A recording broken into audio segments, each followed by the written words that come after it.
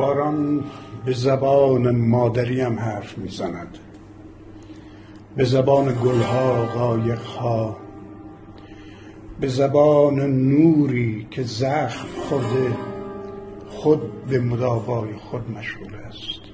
باران دستش را در بارش دستهای خود میشوید، بر دریچه گلها میکوبد بیدار بیدار که هنگامه رویدن است. و عجیب که سؤالاتش از من است. وقتی پاییز بی ملاحظه برگها را به جبهه جنگ میبرد و تو هم که برنگشتی.